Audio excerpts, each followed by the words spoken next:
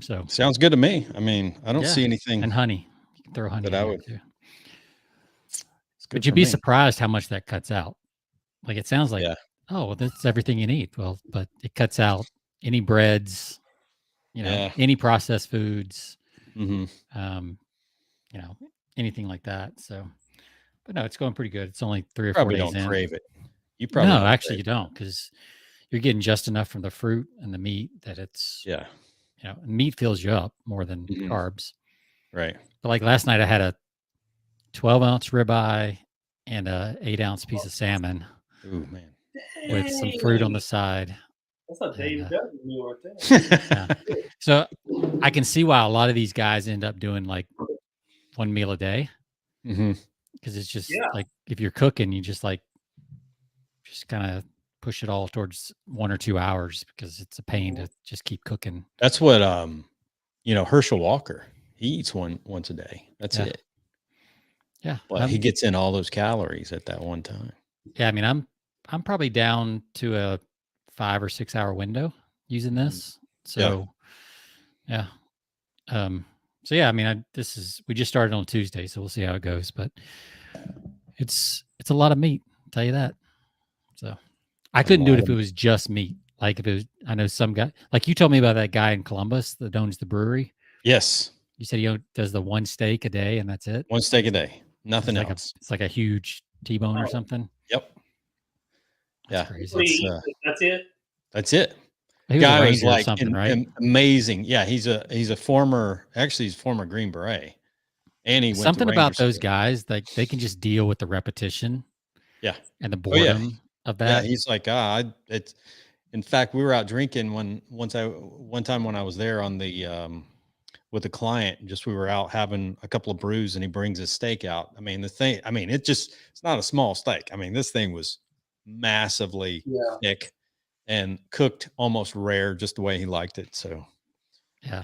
But he's like, that's it. I was like, well, what about your? Does he do organ meats or anything? Because that's another big part of steak. He's like, that's it, man. That's interesting. Steak every day. But I said, so what about your, vegetables? He's like, they're in the meat. That's what the cow ate, man. Yeah, it's true. There's a lot of truth to that. But there is the one case study of the guys in Antarctica that died because all they ate was rabbit. Yeah. They starved to death even though they were eating lean protein. So I think you got to have a kind of a fatty steak to get some of that. But he's drinking beer too, right? Yeah. Yeah. He was drinking beer. That's the exception there. He's getting some hops and that's it. Stuff. So beer and steak. That's crazy. I couldn't do that. Like I would just go nuts. I would just go nuts eating the same thing every day. Yeah. That would get old. But that's like going back, like you said earlier, going back to that military mindset. He was find something that works, you stick with it. Yeah, he was super strict and disciplined. So yeah. Wow. I didn't get that from the military. I don't know what happened. Yeah. I went the other way when I got out. I was so like anti. Something stuck for me, but I rebelled against other things. Yeah. I stopped running. I've never run since consistently. Oh man. I'm not running either. I can't get that out of my system. I still run. Yep. You run the cadence in your head still? Nope. No. Although when I'm walking, sometimes some of those old cadences come up in my mind. Absolutely. Yeah. There's an entire playlist on Spotify of all those cadences. Yeah. It's pretty cool. Oh yeah. I do that. Some of them aren't you can't repeat them in public. Yeah. Yeah. All right. Well, let's jump in. I see we're already live. So yeah, we're live. We've been. Oh, y'all been talking the whole time live. We've been doing it. This is the best part of the show right here. If we don't, Facebook will kick us to the curb. So, yeah. All right. Like we need that space. Our servers aren't that big. We need the space or something. I don't know. All right. Let's go. 3, 2, and 1. Well, hello, everyone. Welcome back to another episode of Persuasion by the Pint. I'm Jonathan Taylor, along with Sean McCool and the one and only David Dutton, aka Double D in the house. Absolutely. Dude, most connected. He used to go by. He still could, really. I mean, most connected man. Contest. Were you about to say what I go by? your old trademark was your old trademark. Your handle was Yes. the most connected man on the internet. Yeah. Of course, now it's not the internet. Now it's the most connected man in Nashville. Yes. Yes. I will say, if that contest existed in 2007 when I wrote that ebook, Get Connected, which I was embarrassed to write, because I thought everybody would do that stuff or whatever. But they, I would enter that contest. I'm like, you know what? I might still lose, but and that was 2007. Now 2022, I'm like, oh man, now I know. You should bring the contest. You should bring the contest back yourself. That's really like how connected. Be the host of it. Yeah. Well, you still, in my mind, you still own that because, and we're going to talk about that. Yeah. Some of the stuff you do locally in Nashville, man. Yeah. You got the connections. Anytime I'm looking for somebody, David's like, I got a guy. You know, he's like, the Cardinals the other day blew my mind. I ain't gonna lie. Like every now and then I'll get little glimpses. I'm like, I know a CarMax guy, like manager of CarMax. Like I'm like, dude, I go to cigars with him once a month. I forgot. Like, yeah. You can bet on it, man. If there's, I don't care what that person you're looking for. Yeah, David's got a guy. He's like, hold on a second. I got a guy. All right. So today we're going to be talking about, so David did recently, and I thought this was fascinating. He did a millionaire. So the title of our episode, we're talking about social proof. We're going to talk about persuasion, social proof, and also networking with millionaires. And I think, David did something pretty unique. I feel like it's unique to a lot of people, but it shouldn't be, but just organizing a networking dinner. And it was all about, nothing but, people that were making $1 million or $1 million or more. Yeah. So the important part about this is that, how you did it and how you promoted it and how you had it paid for, which I thought was pretty brilliant, but I know there was some takeaways. You guys did it in a very unique location too, which added to the, ambiance and all of that stuff, but the mystery, yeah. Which makes it even more attractive. It's like, networking event at, your restaurant in a private room. Yeah, that's okay. But you do it at a castle, man. That's next level. That's next level.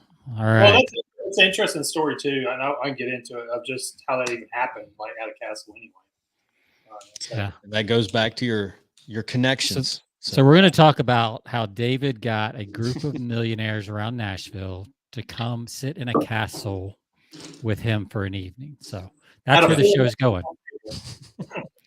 But before we reveal how he did all that, we got some beers to discuss and some rum to discuss. Yes. Yeah, so absolutely. It's been a while, Jonathan, since we've shared a drink. It's been like, I missed like 3 weeks. Yeah, you were on the road. I was on the road.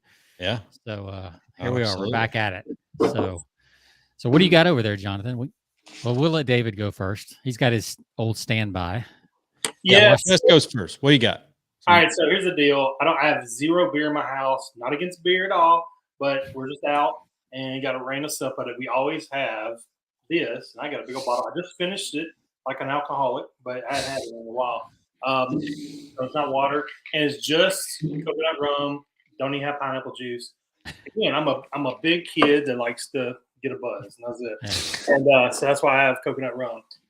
But tonight, probably gonna go over our neighbors, and they're gonna be moving soon, and I'm going to be drinking some bourbon and old fashioned.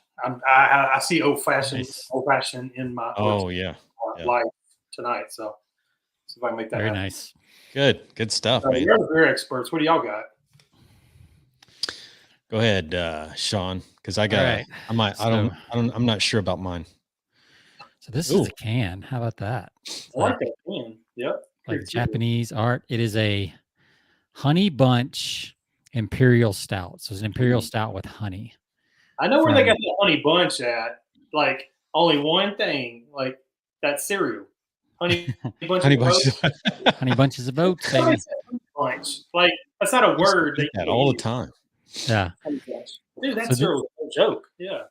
So this is a 10% alcohol by volume. It's brewed in Fort Worth by the Martin House Brewing Company. There's no copy on it about what it tastes like, so I'm guessing it tastes like an imperial stout with honey, since that's what it says. That's what it says. So, we'll go with that. I've already poured. It's nice and dark. Should be pretty rich.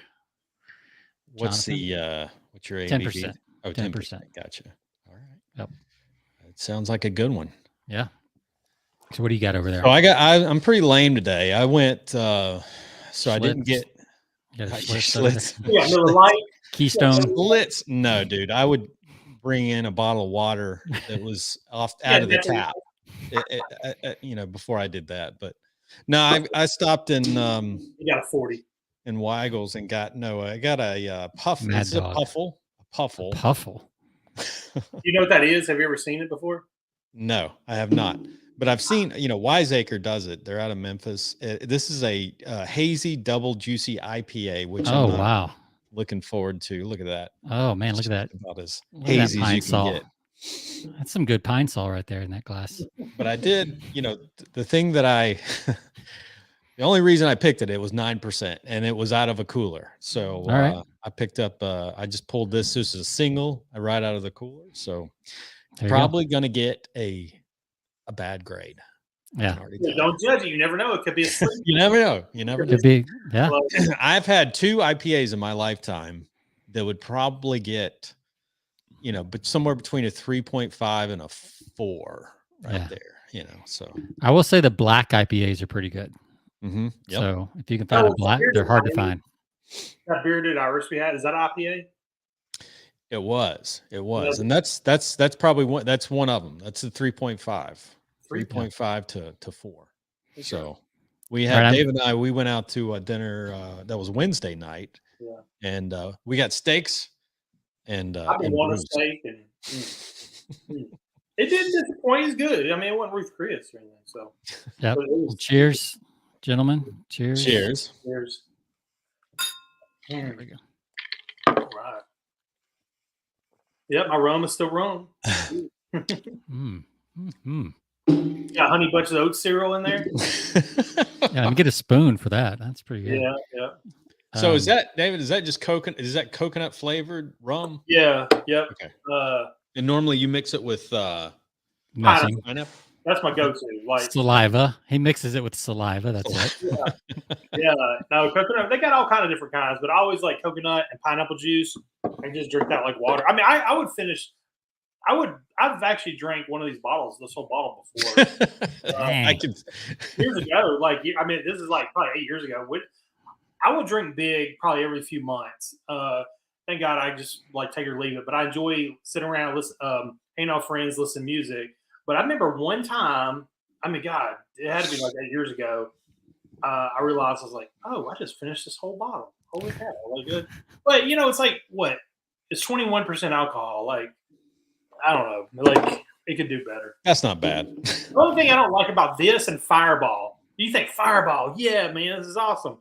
Dude, it's like water. You're drinking water, but like, I'm like, it would be awesome if it had alcohol in it, and with the taste, I'm like, take my money. I'll tell you what, if there's a bottle of liquor that I could probably down the whole thing, it's probably like Jack Daniel's honey. That is so smooth. Yeah. That is good. Yep. Haven't we brought that on before? I think I've had it on before. Yeah. It's super smooth. Speaking of honey, so we know what David's given his. David's 1 out of 5. Well, 5 on this one.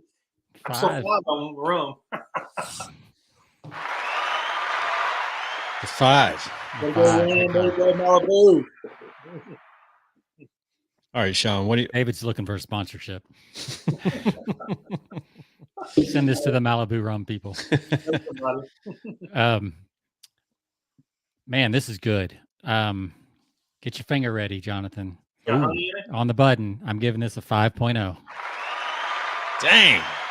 Never had 2 5s. Where'd you buy that? HEB, local grocery store here in Texas. Yeah, tell me that again. Let me write this down. Texas? Like, dude, I don't fly. Come on. You know that. Come on. It's called the Honey Bunch Imperial Stout with honey. Dude, put one in the mail for me, man. Come on.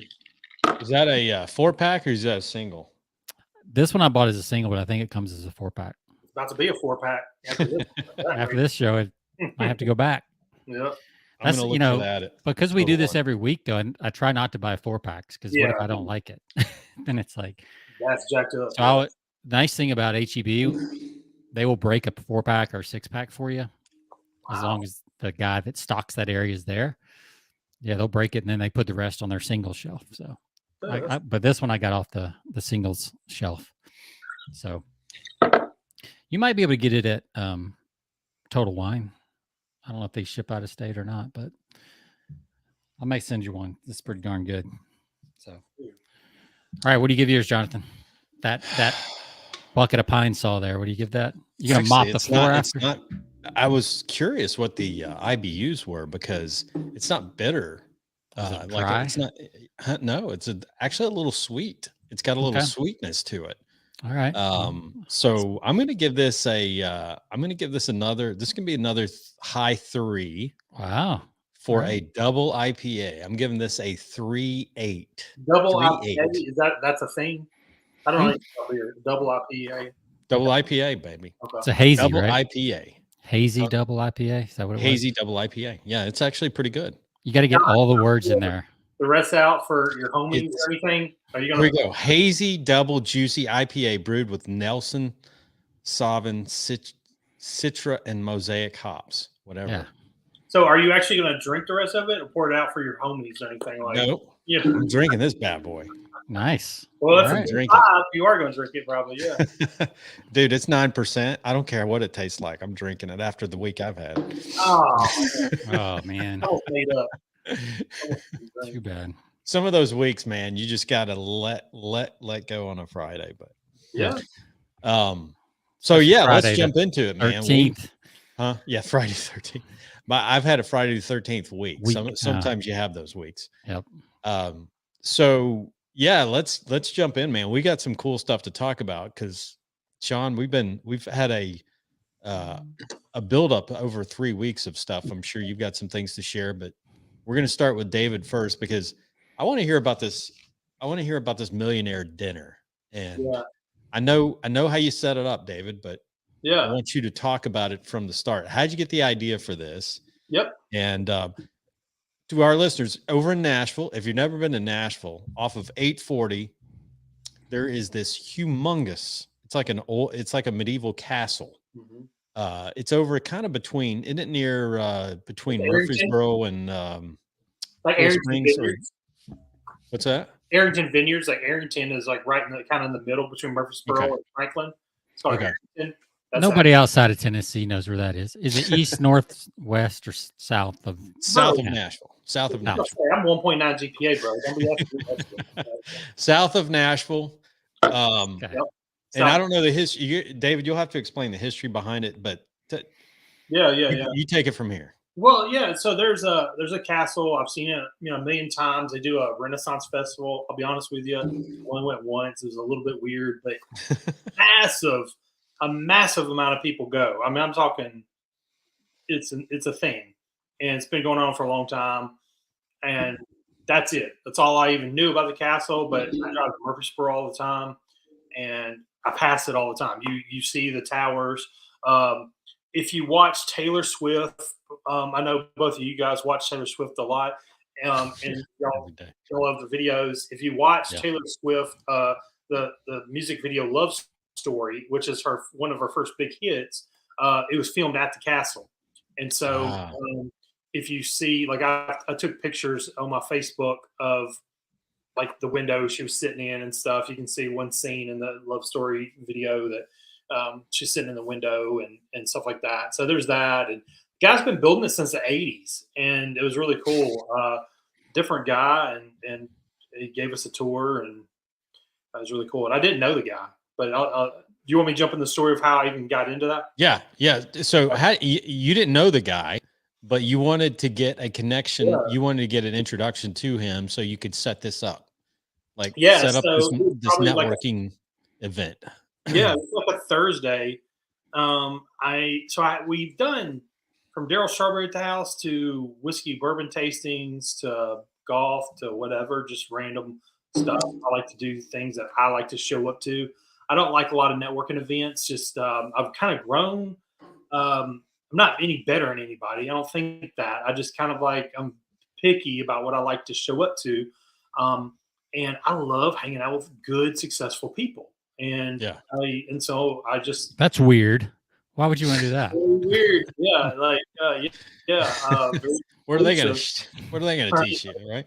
Yeah, exactly. So there's just different levels, and so we all have the same 24 hours a day. So I'm like, you know what is something that I would hang out to, at, and that type of thing. So that's my past. A little bit about my past. Hadn't had an event, COVID the past 2 years, and just haven't really put anything on the schedule. Literally driving, I go to Murfreesboro all the time, hang out with my buddy David Criswell, owns a bunch of real estate. We just hang out. And literally, like a Thursday, I am driving back from Murfreesboro. I see the castle because you can see above the trees the towers. Oh yeah. And I see, you've seen it a million times, Jonathan. Yeah. Mhm. And I see the towers, and they're coming in on the right. And I'm like, just had the thought, I want to have a dinner there. And Yeah. this is somebody's private house. Like, he don't just have dinners like at his house, with all different people. Like, it's not a public thing. People have seen the inside some, but it's not like, he lives there in a castle with his wife. Mhm. So I was like, I want to have a dinner there. So, and of course, I wanted successful people. I was like, all right, do I want real estate investors? And then I went general, and I wanted entrepreneurs. And then I was like, you know what? I'm going to do $1 million net worth or more. I'm going to do that. And I hadn't done that before, but I was like, I'm going to do $1 million net worth. And there's only so many people, or first of all, that was it. That was the thought. If you look at my Facebook, like on a Thursday, 2 months ago, probably, or something like that, I posted, who knows the guy who knows the person that owns the I castle. remember that. Yeah. Yep. Yeah. I It was remember that was that was my thought in my brain. That was it. Yep. That was the only thought. So would you say that thought was from a muse? Was it from the universe? What's your stance on where thoughts come from? Okay, good question, actually. So You're asking the 1.9 GPA guy, right? Yeah, you're asking. Well, I figure he's got no logic to draw from, so this should be pure inspiration. Dude, I love that. That's good. What a great response. I'm gonna have to somehow use that again. That was such a great line. Like, there's no logic. I love that. That is my favorite line. That was gonna be hard to spell. Well, obviously, the creative side of your brain is more than half, right? Like, I that's would what you like can tell to say, people. and I have honed my creativity. I've worked on my creativity. I'm very specific about my creativity and my networking, my emotional intelligence, I would say. And so again, such a good question. I would say I just find things that I just want. And so I was like, and I look at the castle as a carrot. It was just a carrot to attract people. I look at things differently. Like, I'm attracting humans, and I find out what humans are attracted to. And then, like, I just You've probably heard enough people living in Nashville. You've probably heard enough people talk about the castle and are fascinated by it. And that's kind of in your mind. You're like, common now. It's common. Yeah. Like, you don't even think about it. I mean, I'm telling you, Jonathan's probably driven by it like 50 million times. Like, driving over the past 15 years, coming to Knoxville and all that, 840. Mm-hmm. Yeah. Nobody thinks about the castle. Like, it's not even a thing. You see it, and it's always cool when you're like, oh, look at those towers when you drive by. Yeah. But nobody thinks about it except for Renaissance. But for me, I thought, I haven't had an event in a while. I want to have a dinner. Like, I want to have a dinner there. And that was the thought of, like, because I wanted to anchor a good experience with David Dutton. Not to talk about me in the third person. We talk about me in the third person. So I wanted to anchor, like, it's all anchored back to me having a good experience, which is selfish, and like, I just want people to have a good experience anyway. But it's also from a brand. Like, I want people to, like, dude, you freaking had the dinner and he rounded up 10 millionaires. Like, who is this guy? Like, I want to know this guy, Right. So that was it. So interesting. So when I posted, I had people posting like, "Hey, go to the Renaissance Festival. Like, like you can meet the guy there." That's what rookies do. Yeah. Rookies, pro networkers, which I think I am, know somebody. Like they just know somebody. If I don't know them, like somebody knows them in my sphere. Right.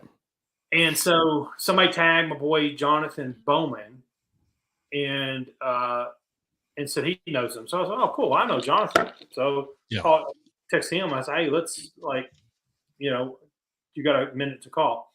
He's the guy that had a exotic car rental, and he picked up Daryl Strawberry for me back years ago. And I don't know Jonathan really well.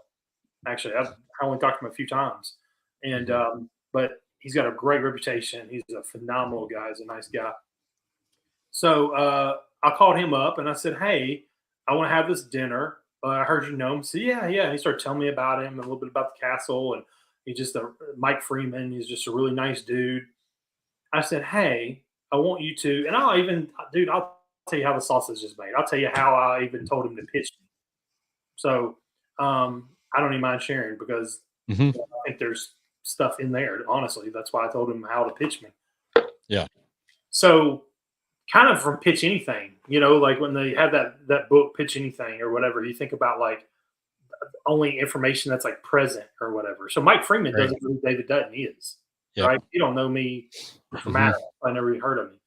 And so I said, "Jonathan, I want to have a dinner with like 10 millionaires at the, I don't know if he can even fit 10 millionaires in there. I don't know anything, but can I have a dinner there?"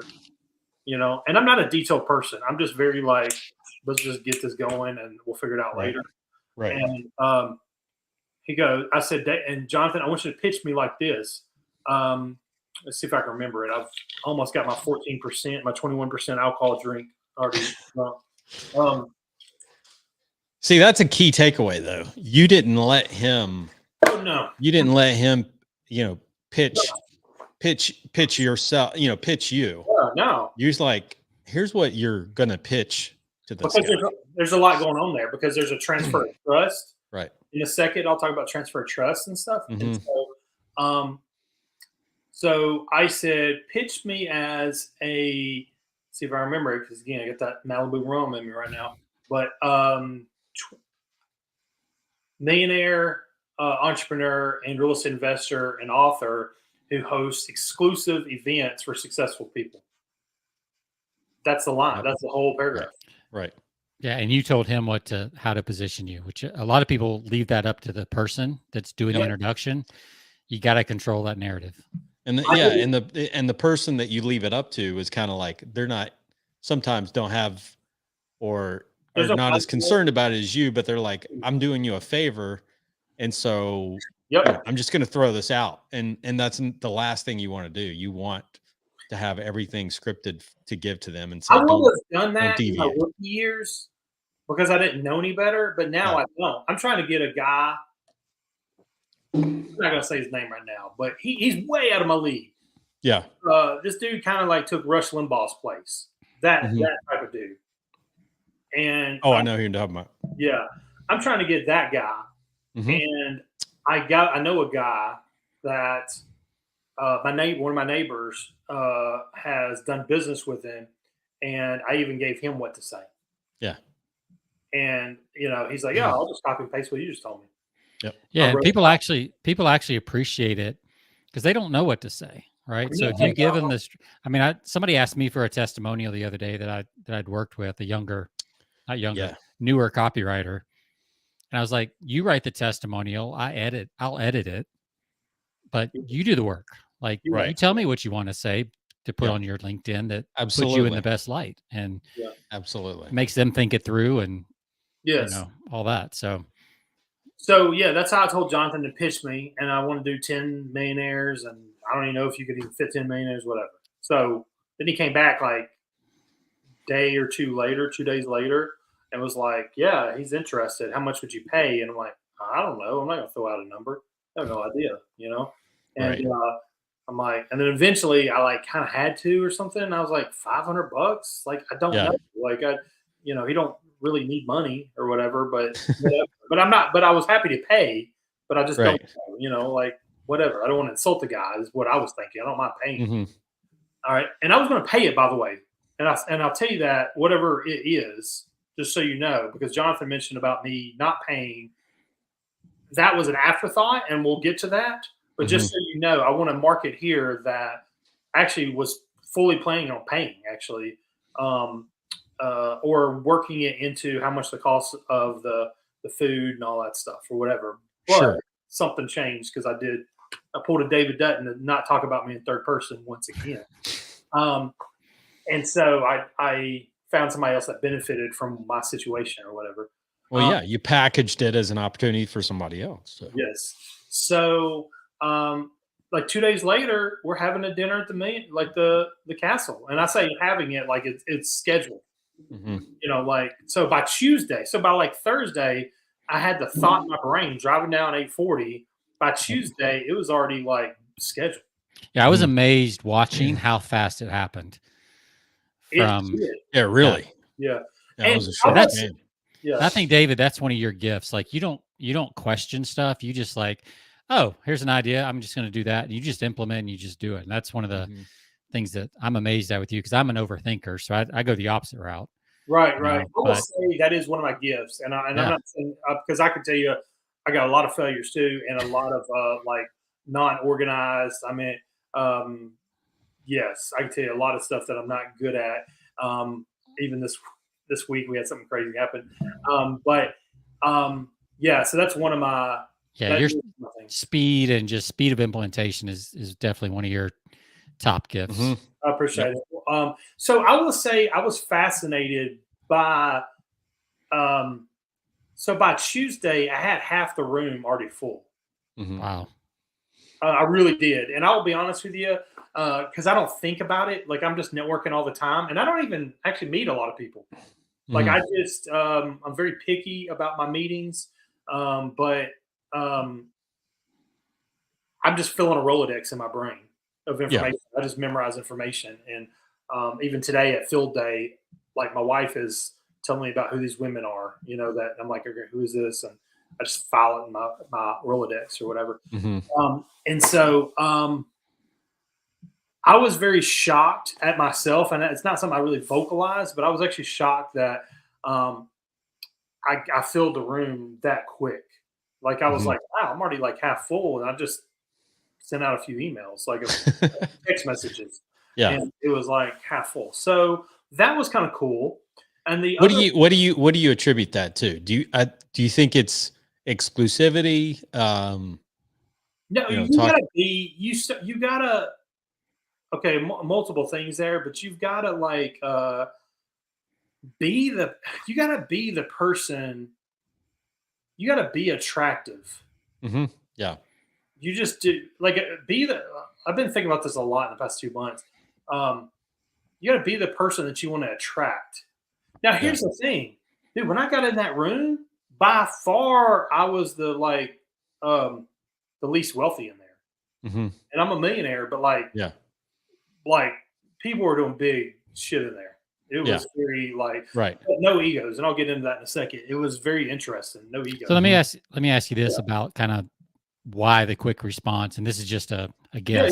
Yeah. That's whatever. I mean, the guys I've met here in Austin, in that same kind of world, there's a lot of like loneliness out there right now around that thing. Yeah. And they want to get around other people like themselves. Like everybody thinks millionaires are just like got tons of people and they're always hanging out in entourages, because that's what you see on social media and videos. Exactly and the opposite. Else. They're so actually busy that I mean, there's a lot of loneliness out there at that. I mean, I think everywhere, but at that level, it doesn't go away at that level, I guess, is really the thing. And you got other problems. I mean, you know, from tax problems to cash flow problems to hiring problems, because you're doing shit. You're making shit happen. That's why another reason why I like hanging out with millionaires, because they're making shit happen. And it's like they got their problems too. You know, and not very many people know about those problems unless you're in that situation. So the opportunity to get around more people like yourself is pretty rare. And I like having different events with different people. I mean, I have my bourbon and whiskey tastings. I try to find successful people, but like, and good people. Like I said, with Daryl Strawberry, when I had him there at the house, it was like, um, I didn't even know how many we could fit in our kitchen and living room, but like, I was just like, I think we can fit like 40 people.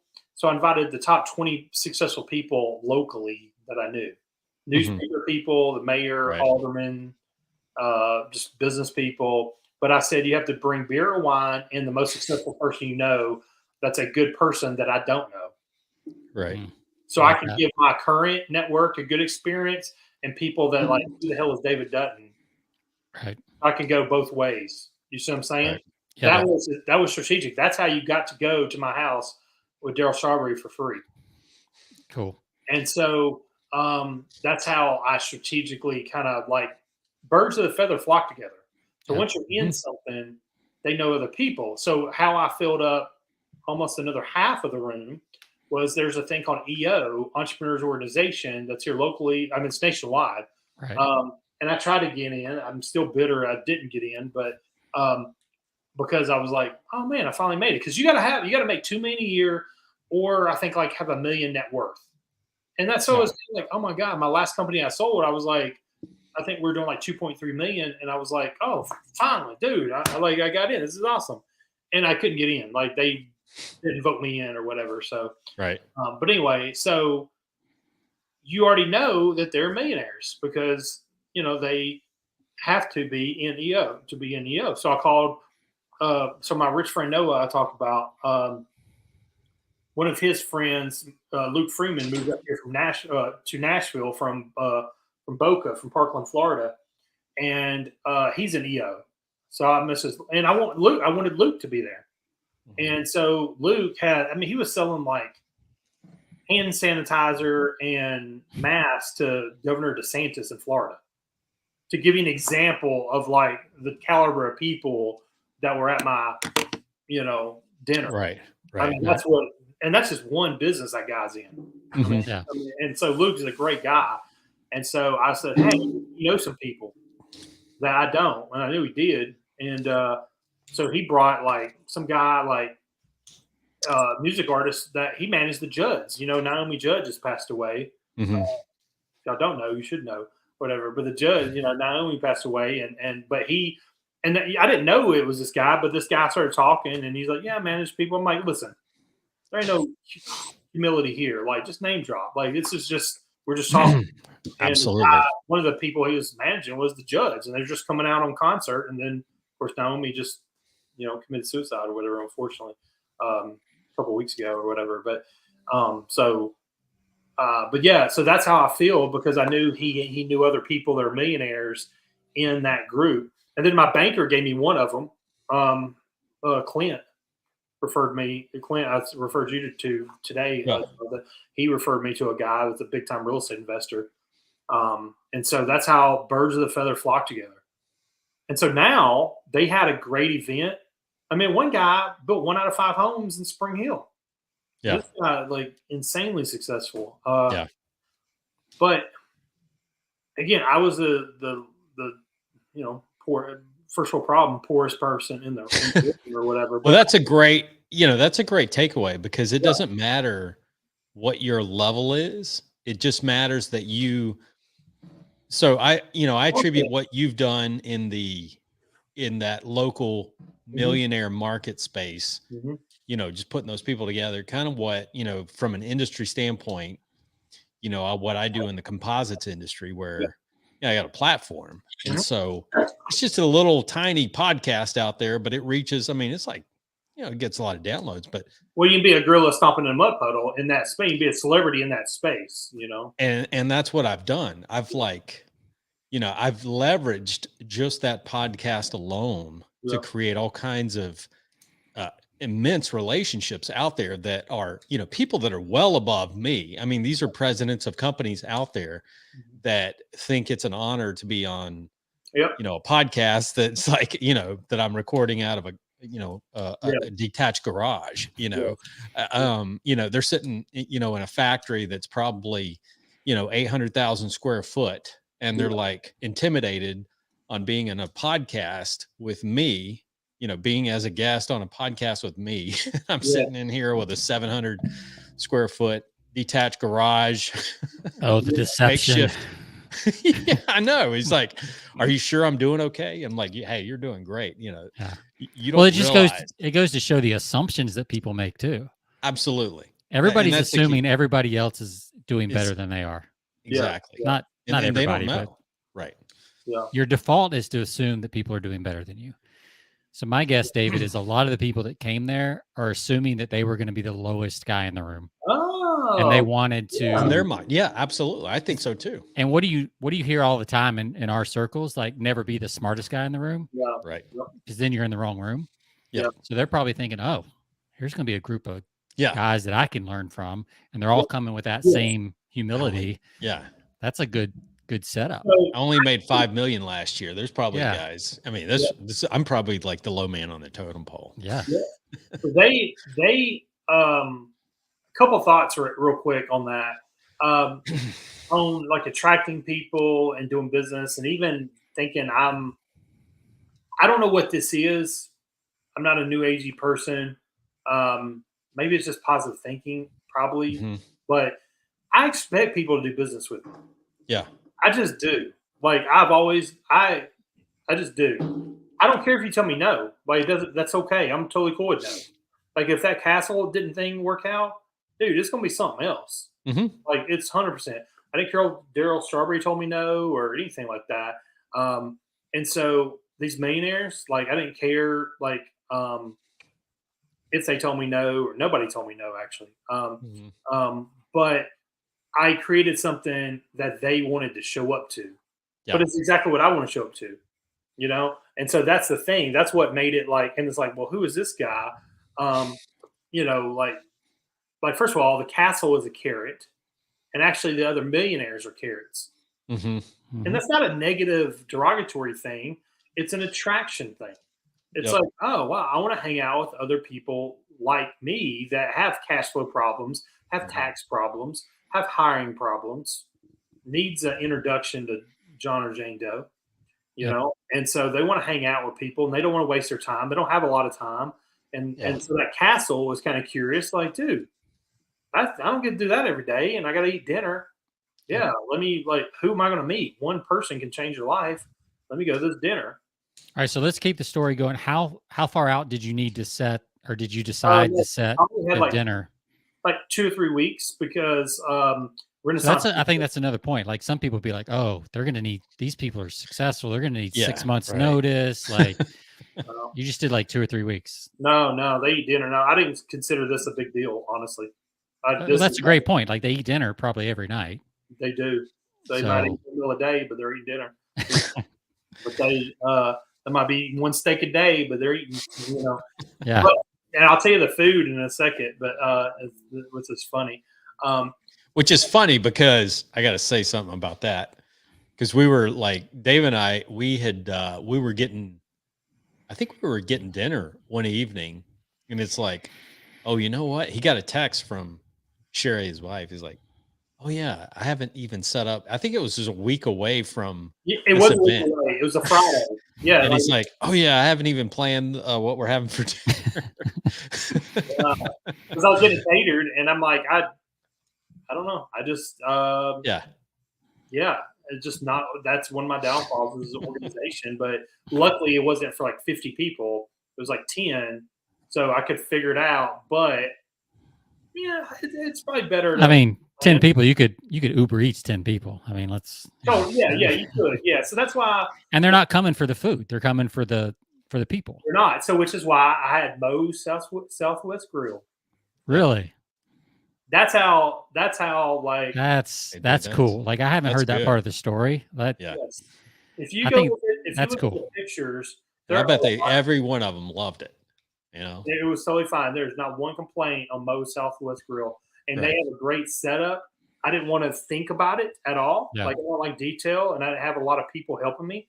I just like because they come in with like the trays and they make your stuff for you right there. So it's just yeah. It's not like you got to it's not like a Uber Eats order. Like they actually come and set up everything and have a bar. Yeah, they got the 10 trays and then the but still, I mean, the heated most people would trays. think, oh, these guys, they're gonna want Ruth's Chris, they're gonna want like I didn't even $1,000 bottle of wine. I In bet. fact, it's probably the opposite. No, I didn't even ask them. I didn't even. I bet they I bet they appreciated that even more. Yeah, that's great. Like you didn't worry about. Like I can see people like myself. I'll just throw myself under the bus here. Like, oh my God, are these people? I probably wouldn't worry about this because I don't worry about food that much. Mm-hmm. But like some people be like, oh, are they gluten free? Are they on this diet or on this diet? I got to ask everybody. Then I got to figure out what to eat. That would drive you insane, and you would never pull it off. Yeah. So I love that you just like pick something. Here's what we have. And if they don't want to eat when they get there, they just want to network, because that's really why they're coming, is to network, not to ultimately, eat. That's the value. Yeah. Yep. So they have a great setup. My wife, it was actually her idea. There's a place called Brown Bag that's really good, but they couldn't do it. It's a minimum of 20 people, and they have like a minimum of 10, it was like by the person, something like that. And so I said, all right, I need 15 instead of like, there's like 12 people there, but I didn't know if the staff was going to eat, like him and his wife and this other woman. So I went ahead and ordered 15, which we had food for days afterwards. And here's the thing. I even charged them $20 for the meal. No way. Oh yeah. I charged them. That's awesome. I'm not paying. Yeah. And so skin in the game, baby. Yeah. Skin in the game. Yep. And so I was just like, hey, Venmo, cash me. I don't care what you do, but just there you go. So did they know that ahead of time? Did you spring that on them at the gate? Or I use a website called splashthat.com, and and I even use a free version, but splashthat.com to do events. And I didn't even do some fancy upgraded version, and I just put, my event up there. So talk about, this is interesting. So I want you to share how you got this whole, because you said earlier, it wasn't originally your intent to, you were going to pay for everything, but then, totally. But then you basically had this whole thing paid for without you shelling out a nickel. I decided, all right, so I always, and I got this from Jay Abraham, getting everything out you can out of all you got. This is where that thought process, I 100% contribute Jay Abraham to my thought process now, but I always ask who else benefits from what I'm doing. That is directly from Jay Abraham doing joint ventures. Absolutely. And so who else benefits? So I was like, well, I got 10 millionaires in the room, in a castle, which is a cool experience. Who else wants to go there? Let's see. Yeah. So I had all kind of other friends message me, want to go. Man, you're going to have to set this one out, bro. Sorry. It's not millionaire. It's millionaire time right now, real quick. And I got other stuff coming. I've got I think we're going to have 40 people at the house for a real estate investing party. Scarcity. I love it. Yeah. All kinds of lessons tied up here, people. Scarcity. Yeah. So let's see. Getting other people to pay for it. Thank you. I lost my thought. So I decided, I'm like, I'm gonna have like 1 or 2 sponsors. Again, there's only so many. I could have 12 people there. That's what it was. It's like physically, like if you go look at the pictures, there's only so much room. And it was at a 400-year-old table, and so I was like, you know what? I'm gonna see if somebody else wants to. I'm getting people asking me about coming, and can I just hang out, whatever. So I posted on there, and then a contact that we're Facebook friends, and then I met them physically at a party, Joe and Hillary Hollingsworth at a party, and I introduced myself. Hey, we're Facebook friends, but and they're just a really nice couple. So I only met them once, but then she messaged me and was like, hey, so she's a mortgage person, and her husband does financial investing for wealthy people. Yeah.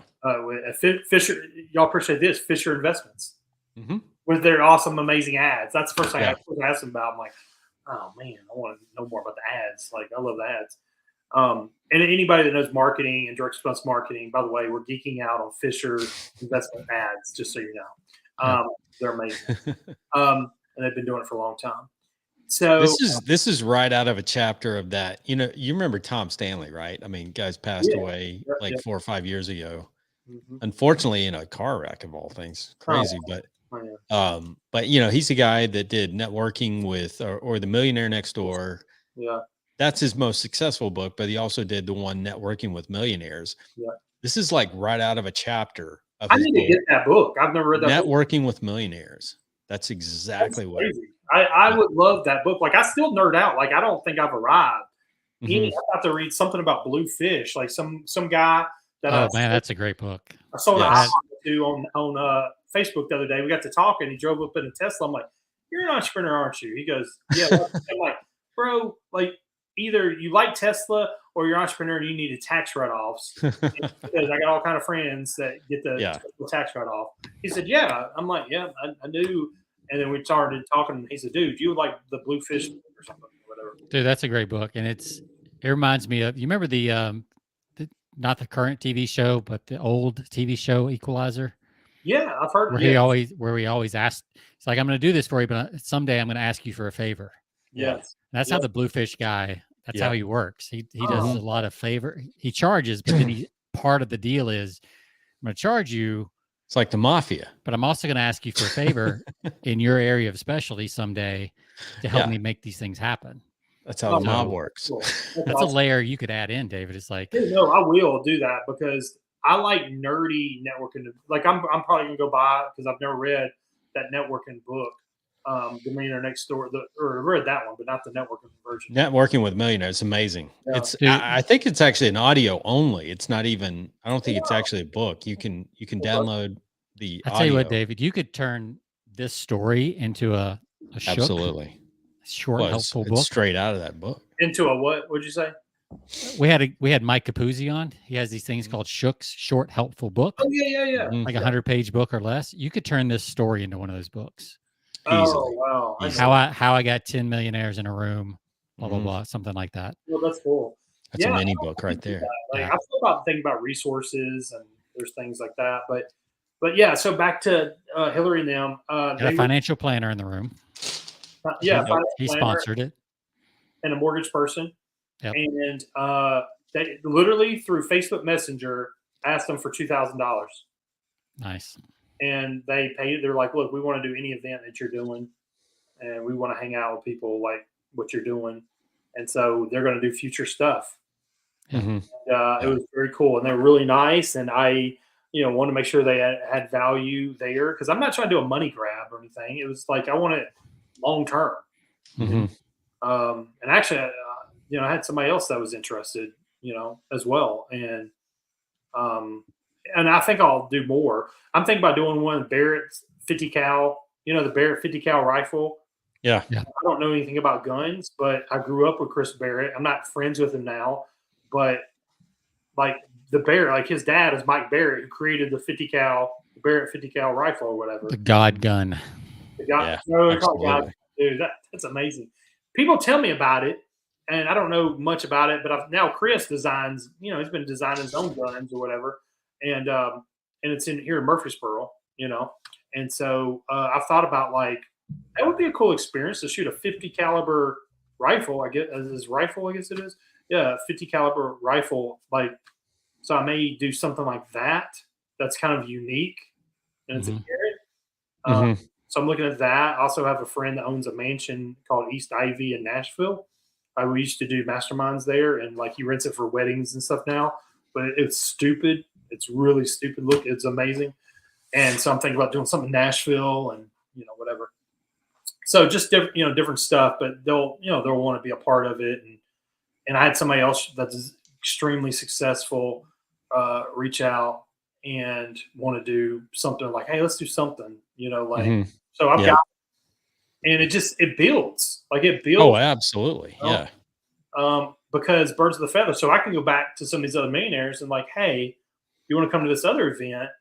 And then like maybe I might say, "Hey, but you got to bring somebody else that's just as successful as you are." Mm-hmm. Yep. And so you start getting in these other things. What was your response to people who didn't qualify? I mean, really didn't meet that threshold? Said, "Hey, man, can I come?" Yeah, like so it was mostly through Facebook Messenger. it was a little awkward, but I'm like, I just would heart emoji. That was it. Like, that was like, Yeah. yeah, I know. I just know. I don't. Sorry. I'm not your bank account, but you're probably a millionaire. Like, you probably tell me if you are, not, and, so. No, that's good. Yeah, so did you actually vet these guys, or did you just kind of take the word from network? Like the ones that I know, like my buddy owns 65 rental homes. Like, he might be worth 10 million now. And then I got another buddy that's newly millionaire. He was there, a guy named Austin, young kid, 26. And I say kid now, shit. Anyway, we're all getting older, but they, anyway, so that's embarrassing to us older guys that are. I'm just getting started. We're doing well, but I don't know about y'all. I'm just getting started. So 20. What was I doing when I was in? I know. I'm just 26. Like, oh, dang, what a loser I am. Now, wait, everybody, and one of the millionaires were talking about not comparing yourself, and like it was so cool. He said that. I love that because it's like, I don't know. There's work, and you put yourself like in, luck was when preparation meets opportunity. But there's also luck, and your life situation, and I don't know. There's just a lot of variables. They're just like I worked. I mean, dude, when people had normal hanging out in even in Bible college, like everybody was like hanging out. Mm-hmm. I was in a library studying. I just discovered direct response marketing. That's awesome. I mean, like that's what I learned. There used to be a thing called curse-free TV that you would put on your. It was like you put on the top of your TV. It was these boxes. Yeah. And I met one of the founders. And I was trying to broker a deal in Bible college, and they were wanting to get them installed in the TV. Yeah. And I was trying to broker deals like that. True story. Like, that's not an embellishment. It was this woman that she invented. There's two different ones, and they would sell them in like Lifeway and stuff. Mm-hmm. And it never came about. So we still there's no curse-free TV or anything like that. But I mean, I was trying to broker deals like that. Not to my own horn, but like that's just what I was doing. I don't know. I didn't have a normal college experience. I was doing, I turned down going to California one time to broker medicine with the Chinese. Import export. Real story. Like, it's not even an embellishment. I remember driving down I-75 and Jack Wong, some guy named Jack Wong called me, and I was going to the movie at like 9:00 at night with Dan Bridle, and we're trying to. Oh, I know Dan. Dan Bridle. Huh? Dan Is that guy in Nashville? No, he's okay. I'm thinking of a different Dan. Graceful. But yeah, he was my roommate in Bible college, and he just like, I mean, I remember getting a call, and they wanted to fly me out to California, and I didn't fly then and either. I'm like, well, I'm not going to California. But I was just doing stuff like that. It was medical devices. We're selling like some heart catheter thing, which I didn't even know what a heart catheter was at the time, but I just did what I did even at like 21, 22, 23, 21, 23. Like I was already, I expected big stuff to happen. I didn't know how it was going to happen, but I just expected something to happen. So I tell you that to say you put yourself in situations, and then there also is luck and, like where you're born and things like that. There's this. So I say, don't compare yourself to anybody on anything. That's one of the main. But I love what you did though, where so you assemble like this group, and then you reach out to somebody who can benefit. Obviously, their business can benefit from them. Yep. And that's a perfect scenario because you're thinking of their interest. It's like, okay, do you want to? I mean, you're in the financial services industry. Yep. You want to be in front of like successful people. I mean, you don't want to be in front of broke people for sure. If you had assets under management, you got 1% of that. Yep. And it's just like one millionaire or maybe their friend. I mean, what does that look like? And it's a win-win because, some of these guys that were there, maybe they're looking for, some financing, or maybe they're looking for another source of, financing or help with that. So, I mean, to me, it's a win-win. You're putting things out there, and it's so cool how you got, all of this covered and more, by So- putting people in place. Oh, totally. I mean, you just all about who benefits, and even my party. I've already asked my banker to sponsor my party. Yeah. Like at my house, because I'm actually going to market only to real estate investors now, and people that want to be into real estate. Yeah. Now, it's not going to be like there's no talking about real estate. Like there's no like speaker or anything.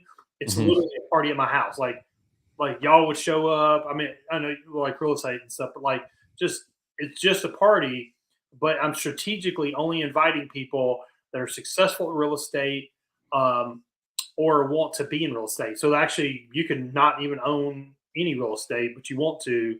But you're actually interested in real estate investing because they're hanging out with people that maybe they have money in their 401k and they might want to give money to Jonathan Taylor to buy into his next real estate deal. Yeah. Right. And they want to learn, They want to do that self-directed IRA thing. Yeah, the self-directed IRA, absolutely. And so and then my other friends that have the money and have real estate, they might want more because they have a fund. So it's like there. And then just that common theme.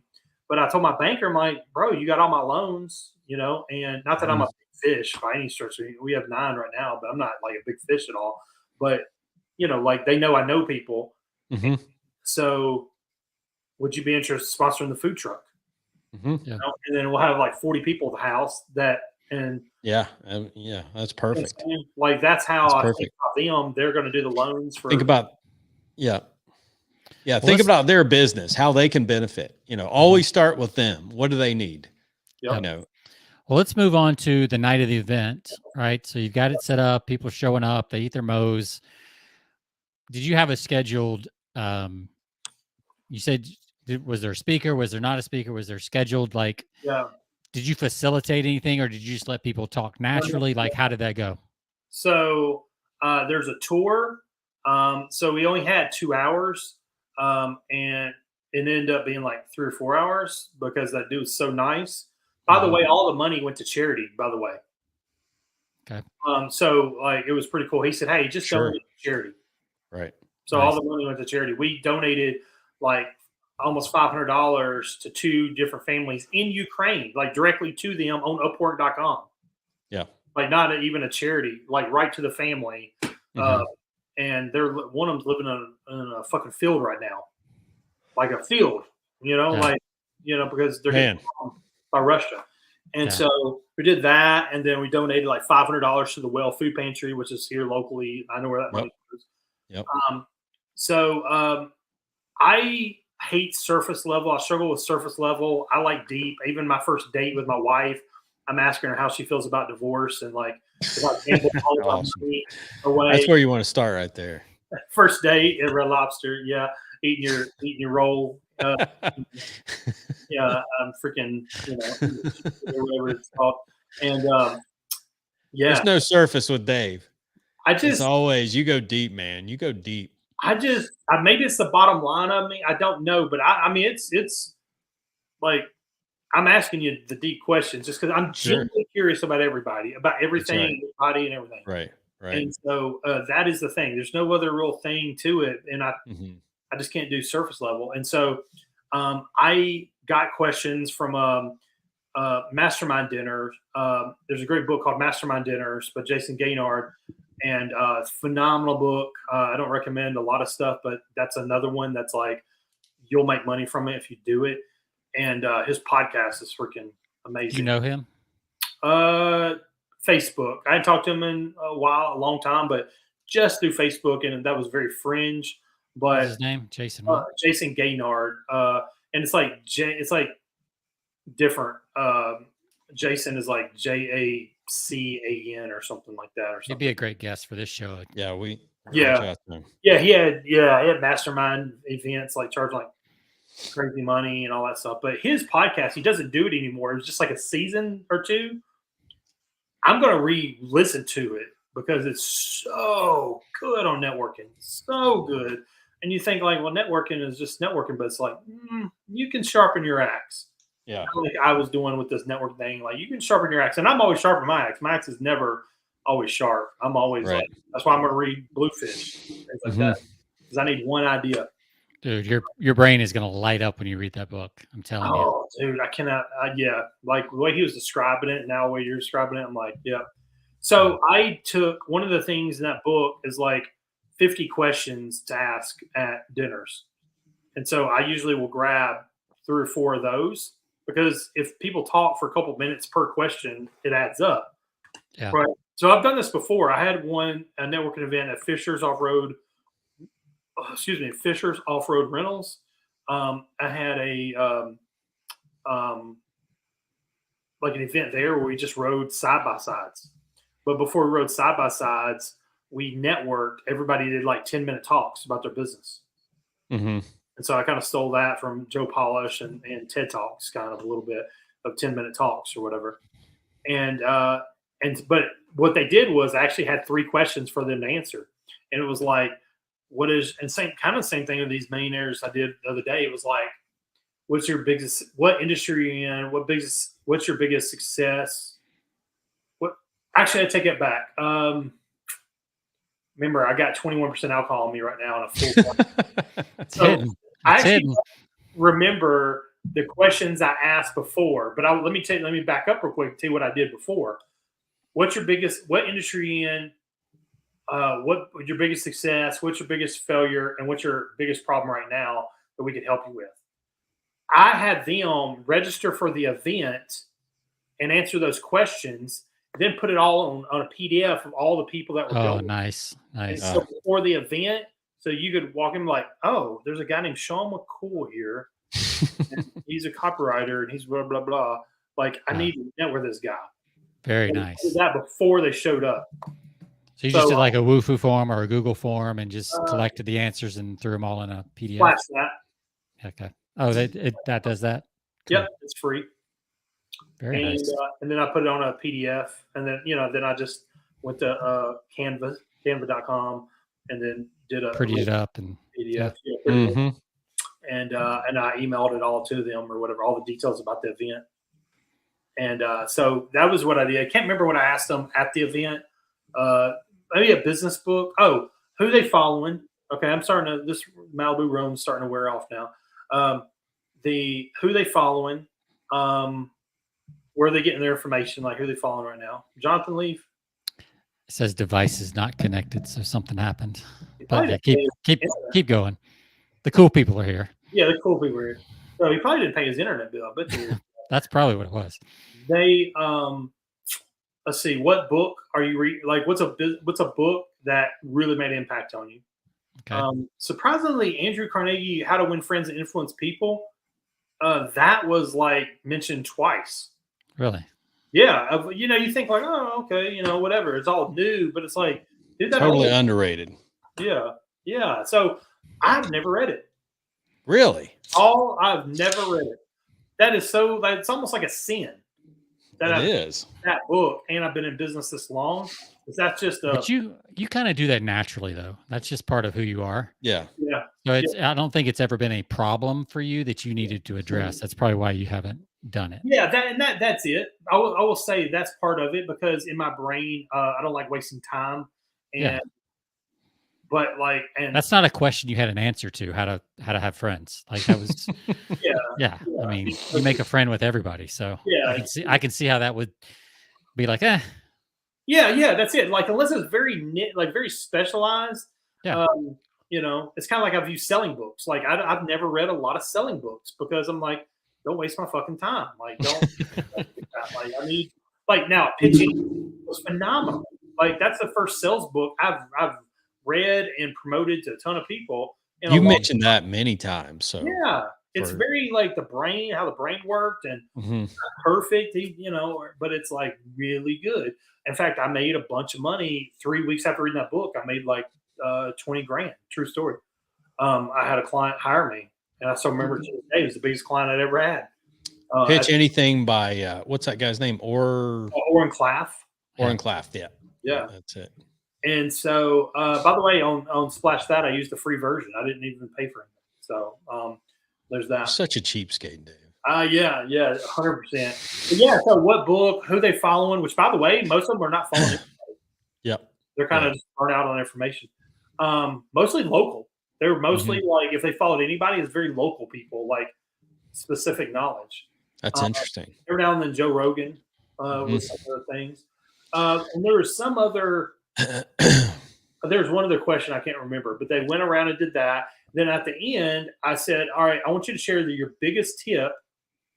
It could be HR, it could be leadership, it could be marketing or whatever. Your biggest tip, we're going to go around the whole entire room and do that. And then we're going to vote on who got the best tip. And I let Mark and Terry Hollingsworth vote because I had too much in my brain and like I just that was the sponsors. Yeah, that's the sponsors. Yeah.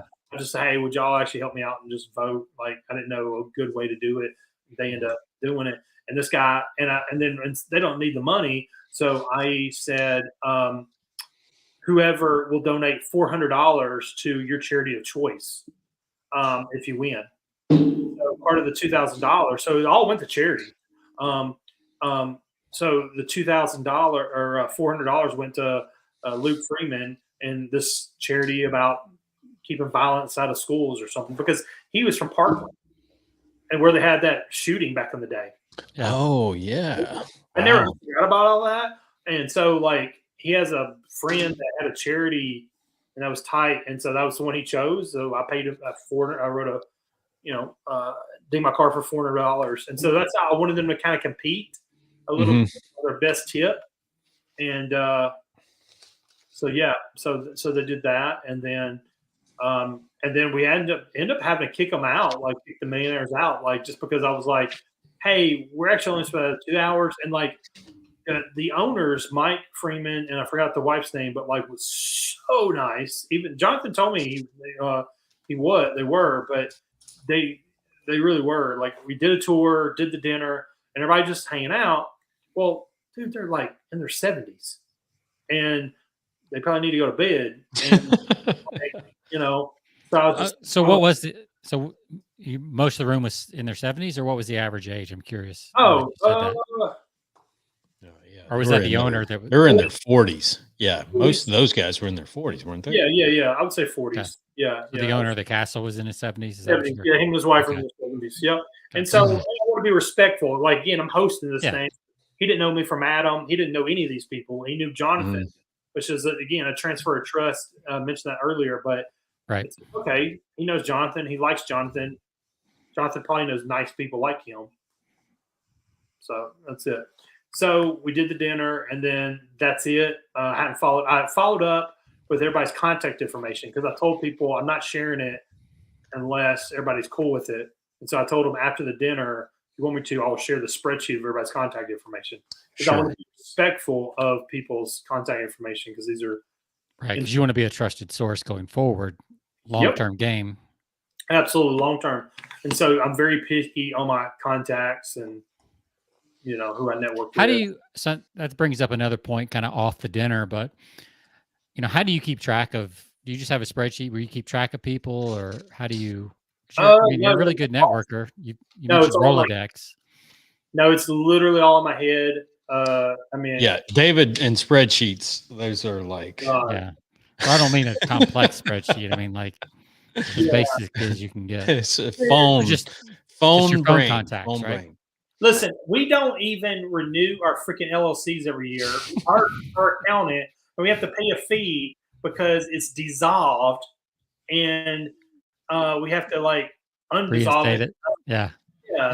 Every freaking year, never fails. Our accountant's like, and when we go buy a house, actually, we're selling a house right now, and a good landlord is not active right now. A good landlord's our LLC, and it's not active. And we're selling a house, and they're like, hey, a good landlord that owns this house is not even active. Like, what's up? Well, it's because like I don't organize that shit. So that's how that happens. So no, it's all in my head, and I put people on my cell phone. I don't do anything fancy. I've tried. There's some cool CRMs. Supposedly you can only hold 150 people. Maybe I have 150 people in my brain. Supposedly you got way more than that. Yeah, I was gonna say. It's. I mean, like I said, even the other day, the CarMax guy surprised me. Like when he said, "I'm going to buy a car," we're at dinner last night or night before. I want to buy a car at CarMax, and I was like, it triggered in my brain. CarMax. I'm like, I know a guy, and then I'm like, Brent Murray. He goes to so I text him, I'm like, don't you work at CarMax? He goes, yeah. And he goes, I go once a month to this networking event at the cigar place that has like the mayor, former mayor, alderman, just successful people in Spring Hill. But it's just a hangout. It's not even like professional. It's just I think cigar bars are an underrated networking spot.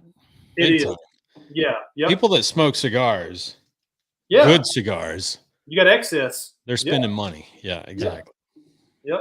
So not Swisher Sweets. They're not buying gas stations. Well, if you're going to a cigar bar, like that's a different level than somebody that's grabbing one at 7-Eleven. Yes, yeah, absolutely. This is the thing.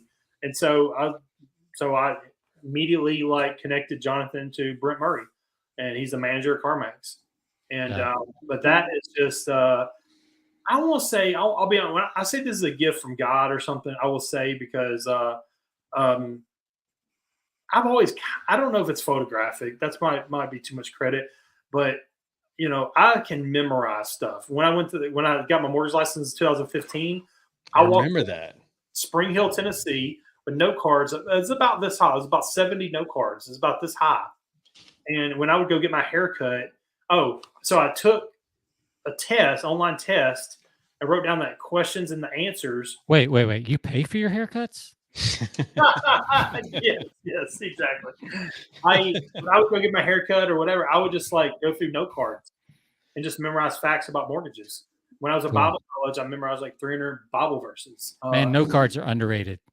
Yes, like we've forgotten about it in our digital world, but man, note cards are just so powerful. Absolutely, yep, 5 cards, man. There's money in that. But do you still do you capture their information and actually ask for their phone number and email and put it in your phone, because just remember the name is not enough. You gotta be able to get back in touch with them. Yeah, like when I'm networking with people. Yeah.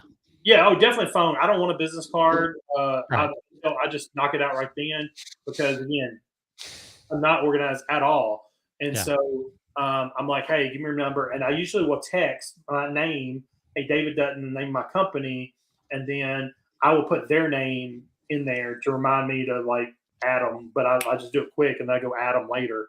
I send them a text real quick. And I think about the names and the people that I've not kept track of over the years that I've met. And I'm like, some of those people that come to mind every now and then, I'm not able to find them on LinkedIn or Facebook. And I'm like, God, how did I not stay in touch with those people? That's crazy. I would say my Facebook got shut down. I've told you before.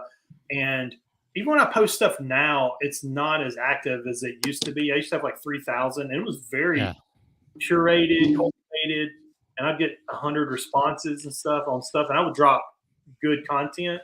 And now that I had to start over, there's people that I've known in the internet world, in the internet marketing world, know of like fringe contacts that I'll think of every now and then. I'm like, oh shit, I don't even remember that guy anymore. Yeah. But that's what I would tell anybody listening to this, especially if you're younger, like, man, everybody you meet, capture those names and numbers, especially because now phone numbers don't change as much as they used to, because everybody ports their numbers with their cell phone. So they're going to keep that for a long time, even more so than email, which keep their phone number. Yep. Because I think of even bosses I've had that, through the years, like, man, or customers I've had throughout the years, like, man, if I just captured that information, it'd be so much easier to pull off whatever the next thing is, just because you have I'll put a note. Yeah, I'll put a note sometimes in there, like, Sean McCool, copywriter, things like that, or a real estate investor. So if I need to do a search in my, search your contacts, I'll type in a phrase like real estate investor or investor. Well, the cool thing about that, I was reading a book about this really successful coach. And he does a good job of capturing all that. Mm-hmm. So when he's with a client and they say, man, my dream is I really want to do this. And he's like, oh, okay, hold on. He makes a call and introduces to somebody. And like he earns his coaching fee in one conversation because he can connect those people. And his coaching fee is like $150,000 a year. Yeah. Yeah. But he can introduce you to that one person that can make that dream come true so much faster, Yeah. So it's a really powerful tool if you know how to do it. Right. That's what I feel like my whole life. I mean, I feel like God talked to me at 19. I never forget Garden Plaza Hotel, Murfreesboro, Tennessee. Like I've told the story many times. Now it's a DoubleTree, Jonathan. Next time you go to Murfreesboro hotel, but For it used sure. to be Garden Plaza. But when I worked at the front desk, one of my 23 college jobs I've ever had. I've never had a grown up job, but had 23 college level jobs, and that was one of them. And it was a doctor was staying there, and God just, it was like this still small voice that I don't hear all the time or anything. But it was one of those life changing that said, you don't have to go to med school or law school. All you have to do is know someone did and add value to their life. You don't get what you want. It was something like that. When the doctor walked by, I still see it like it was yesterday. And I was like 19. And I didn't get to use it for like 2 more years. Like it didn't, like the waters didn't part after that. But like 2 years later, like things started happening. But that's still one of those pivotal moments of my entire life is God speaking to me. I still think it was God somehow. Like I didn't know enough, but I still this day believe that happened. Well, I tell my coaching clients, like anything you want and everything you want is on the other side of a conversation with one of 3 people. Another person, yourself, or God. Everything you want is on the other side of one of those conversations. That's a great Absolutely. point. Yeah, it's true. It's 100% true. And you're a great example of that. You're like, I just have a conversation, whether that's by text or messenger or phone call or whatever, email, that's all conversations. I mean, that's how things get done in the world. That's just it. It's a weird thing. I joke around about I will get paid because of the people I know. Like I just like it's a weird thing at 44. I would take it a step further. You get paid because you're willing to reach out to the people you know. A lot of people know people, but I think the distinction there is you've got to be willing to have the conversation. Yeah. Because I'll find about information. Like next week, one of my neighbors, her brother opened a plastic surgery clinic or whatever, kind of marketing to wealthy people. And there's another competitor called Marvel Cosmetics here locally that half our neighborhood goes to. All these women that have money. Do you live in the Avengers neighborhood? That was my first thought. Good point. And so they opened up another location in Columbia. They got Spring Hill in Columbia. And so I thought, okay, what if this guy would want some help? And so I worked with his sister who's in my neighborhood, and which was actually her husband's one of the millionaires at my dinner. And I just said, hey, I don't really look for, I always look for opportunity, but I don't really take on my clients whatever. But I said, this could be interesting. I'd love to have a conversation if he wants to. So that's what I got today, is a conversation with, right here. This is with a plastic surgeon right here through text. And we're going to meet next week about doing something together, maybe. Nothing may happen, but I'm like, okay, well, only certain people are going to buy plastic surgery. I'm going to find out more who those people are. If it's like, cosmetic, or is it like, hey, I was in Iraq and I lost my arm and give me another arm. I don't know. Like, I assume it's like that, but it's mostly wealthy people who have a poor self-opinion of themselves, right?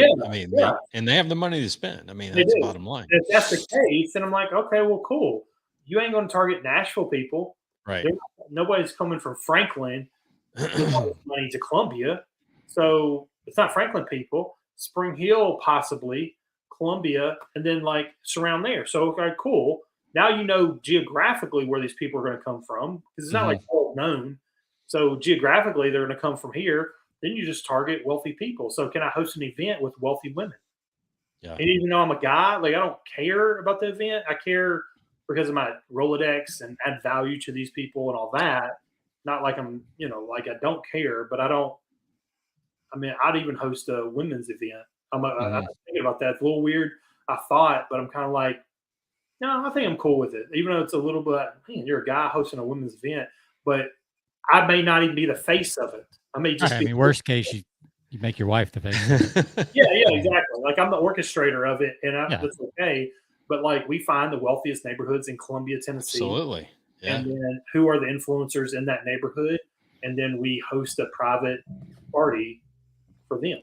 David's going to be doing Housewives of Nashville pretty soon. He's going to be launching that. Happen, man. It's got to happen. I was going to wait to the next episode. You can do it, man. To release that, but or Selling Nashville. My daughter and wife are watching Selling Sunset right now, and they're just all caught up in it and trash. But like I don't know. I know. I don't get it, but they love it. Yes. So Sherry watches it. Next door neighbor watches it. Like I think the world watches it. Everybody watches it. Obviously. It's trash, but it's what the people want, right? It's like Dan Kennedy says, you got to read what the folks read. You know, the Globes, the Inquirer. I mean, that's what people love. Eugene Schwartz said the same thing. You mean Eugene Schwartz said you got to be reading the National Enquirer. You got to be reading the stuff that the people that these magazines that nobody buys that sell a couple million copies a week. Like, right. You got to be reading those. Yeah. But people are ashamed to stuff in under the groceries in the checkout line. Well, it's like, I'm gonna grab that. Like when 50 Shades of Grey came out, nobody was buying the book, but everybody was buying the ebook because they didn't want to be seen reading it, but they all wanted to read it. They wanted to read it, right? So it was like super selling on Kindle. Right. Yes. It's like one of the best selling Kindle books of all time for that reason, because nobody wanted the cover sticking out. Yeah. Yep. So it's crazy. Well, thank y'all for having me on the show. Absolutely. Yeah. Go ahead. I'm gonna pull up. I'm gonna pull a couple of important lessons from this. One that David highlights is that I was going through some of Dan Kennedy's. Oh, that's good. Mastermind Dinners. Yeah. So that's the book. It doesn't come up easy on a search on Amazon, so you kind of. No, that's old school. I remember that. So it's back from 2015. That's ancient these days, but so I had to search like very specifically in books. Mastermind Usually Dinner. some of the older stuff is the best. Yeah. The older it goes, the better it is. But Dan Kennedy, I was going through some of his and David, I mentioned this to you, some of the content I've been going through this past week and one of them's on influential writing. And he talks about, creating your own like superhero story. And that's kind of like, I think, David, your superhero story, Dan Kennedy, everybody knows him as the guy that never had a cell phone. You got to fax him to communicate with him and all this stuff. I think, David, your superhero story is that, you know how to connect with people, right? Yeah. You know how to like reach out to people. That's like your thing. Again, going back to the most connected man, you just know how to put people in place and connect people together. And I think that's awesome. I mean, that's your origin. That's your superhero story right there. And that's that and fast implementation. Exactly. And you know how to implement. Yeah, no, it's definitely, I appreciate that. So I had to do something, but when I started like learning things, obviously it started gravitating, and then like the networking got better and better. And now I feel like I'm not at the top yet, but now it's just sharpening it just a little bit more, Yep. Is how I look at it now. Like I'm not going to stop, like I said, I'm gonna go through the Jason Gannar's podcast again and things, because it's just, dude, what is one? I mean, one relationship. Tim Davis in 2015 got me in the mortgage business. Wrote book number 6, got me the newspaper, and then found my old business partner, and then we built a multi-million-dollar business. Yep, like that. Like that's how your life can change. Well, yeah, I can tell you, there's 2 people in my life, 3 people that I can think of that have referred other business to me. They're just fans of me, not and there we go. And it's like, man, I mean, I can count well over $1 million between those 3 people just in jobs they've referred to me as a copywriter. Yeah. And it's just, you pass through those people and you just treat people well. Yeah. Stay in touch with them. Don't burn bridges. I mean, and 2 of them were people that I used to work with that I left that company, but always left on good terms. And they were like, hey, they reach out of the blue without my prompting and be like, hey, I know this guy, he's looking for for a copywriter. Are you interested in like, Yeah. actually I am. Yeah, right. So never burn bridges either. Nope. Exactly. Good stuff, man. Also, my computer may die. So I don't know when. I just got the mark up there. It says it's No. about to We're die. about ready to wrap, I think. Yep. That's cool. Man, this was fun. It's always good to I love hearing stuff like this. I mean, it's hopefully it's encouraging to a lot of our listeners, don't be afraid to get out of your comfort zone and just like reach out to people and communicate. I mean, you never know until you try. I mean, a lot of people, it's like Sean you were saying earlier, like a lot of these millionaires are pretty lonely people, right? They're looking for connections. And sometimes we overestimate the fact that we can, they're especially coming out of COVID right now. Like people are dying, I think, for personal in-person connections. I think this is a better time than ever to try these types of things. Absolutely. Mm-hmm. Yep. No doubt. Well, buddy, it's been fun, man. Hope you have a great weekend. Thank y'all for having Sean, any closing thoughts before we wrap up? Yeah, just enjoy that old fashioned, David. When you get next door. Dude. Yeah, no doubt. You mentioned bourbon. Yeah. I'd love to be in the area, Oh yeah. Oh, I will say, David, next time you have a party that I might be a fit for, like, let me know. I'll drive up, man. That's right. Well, I'll tell you, Dave and I were talking this week. We're talking about doing like a kind of a reunion meetup here in Knoxville. Cool. So Sean, come like once a year. That's how we met, Sean. Yep. We used to come once a year and that's right. Talk about stuff and stuff. Yeah, I need to come visit my dad over there. And anyway, so put me on the list. I'll come by. All right. Yeah, I think maybe June, July. Okay. We'll talk about that. Awesome. All right. Well, to all of our listeners out there, you can find us persuasionbythepint.com. You can find us on all of your podcast platforms, Stitcher Radio, Spotify, iHeart, and it's like a pirate. Dave, where can they find you?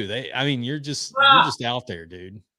Go to Facebook and type in David Dutton or Dave Dutton for now, and mention. I don't accept every friend request, but mention if you found me on the podcast, I will definitely accept your friend request.